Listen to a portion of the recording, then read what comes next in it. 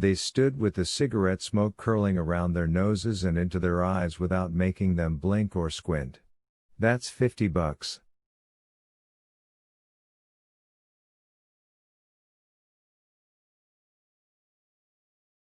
First, why don't you tell me if she'll be all right? Sure, she'll be okay. We got all the mean stuff right in our suitcase here, it can't get at her now. As I said, you take out the old and put in the new and you're okay. Neither of you is an MD. Why didn't they send an MD from emergency? Hell. The operator's cigarette moved on his lips. We get these cases 9 or 10 a night.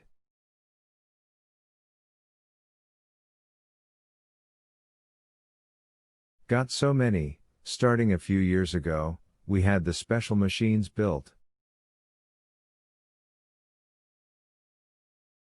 With the optical lens, of course, that was new, the rest is ancient.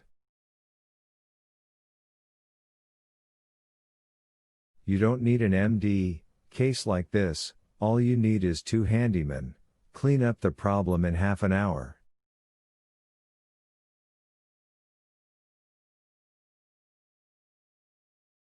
Look, he started for the door, we gotta go. Just had another call on the older thimble.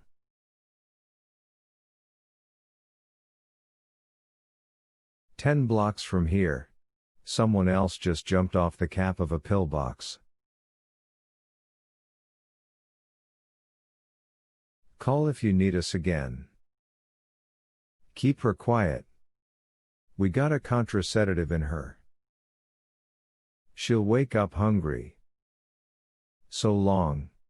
And the men with the cigarettes in their straight-lined mouths, the men with the eyes of puff adders, took up their load of machine and tube, their case of liquid melancholy and the slow dark sludge of nameless stuff, and strolled out the door.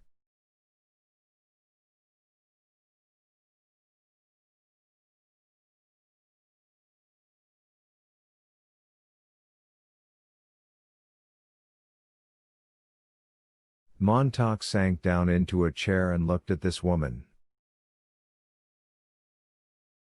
Her eyes were closed now, gently, and he put out his hand to feel the warmness of breath on his palm.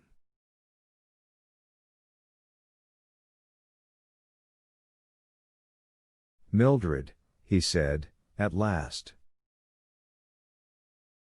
"There are too many of us," he thought. "There are billions of us and that's too many."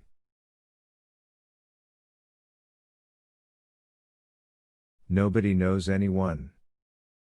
Strangers come and violate you. Strangers come and cut your heart out. Strangers come and take your blood. Good God, who were those men? I never saw them before in my life. Half an hour passed. The bloodstream in this woman was new and it seemed to have done a new thing to her.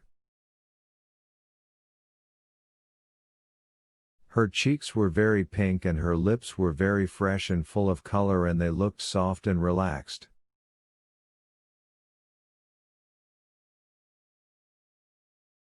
Someone else's blood there. If only someone else's flesh and brain and memory. If only they could have taken her mind along to the dry cleaners and emptied the pockets and steamed and cleansed it and reblocked it and brought it back in the morning.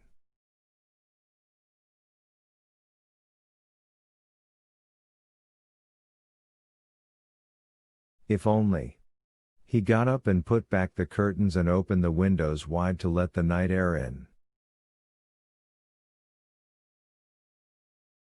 It was 2 o'clock in the morning. Was it only an hour ago, Clarice McClellan in the street, and him coming in, and the dark room and his foot kicking the little crystal bottle?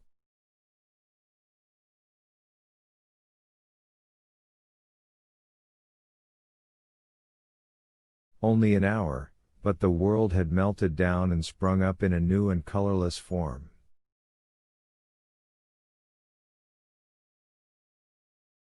Laughter blew across the moon-colored lawn from the house of Clarice and her father and mother and the uncle who smiled so quietly and so earnestly.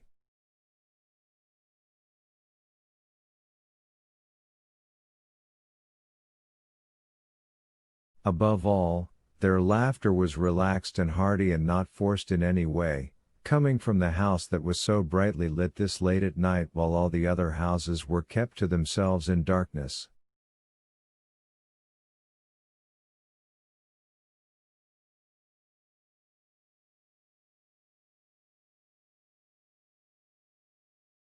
Montauk heard the voices talking, giving, talking, weaving, reweaving their hypnotic web.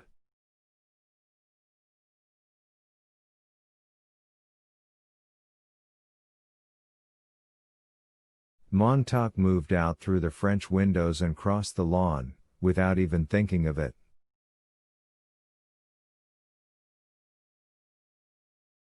He stood outside the talking house in the shadows, thinking he might even tap on their door and whisper,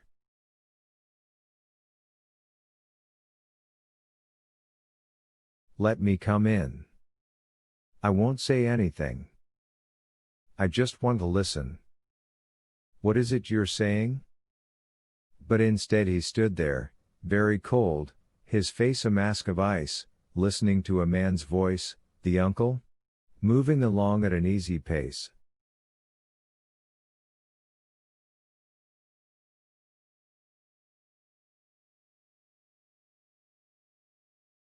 Well, after all, this is the age of the disposable tissue.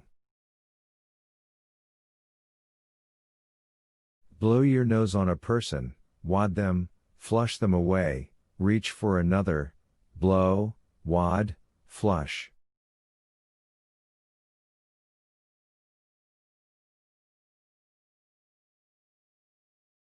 Everyone using everyone else's coattails.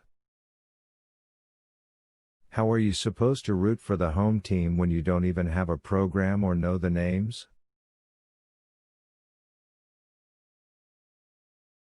For that matter, what colored jerseys are they wearing as they trot out onto the field?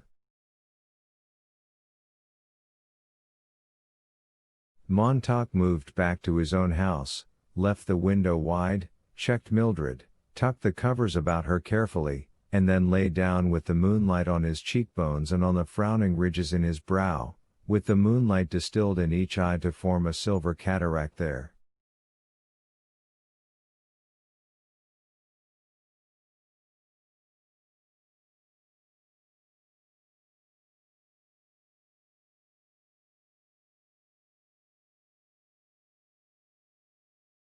One drop of rain. Clarice. Another drop. Mildred. A third.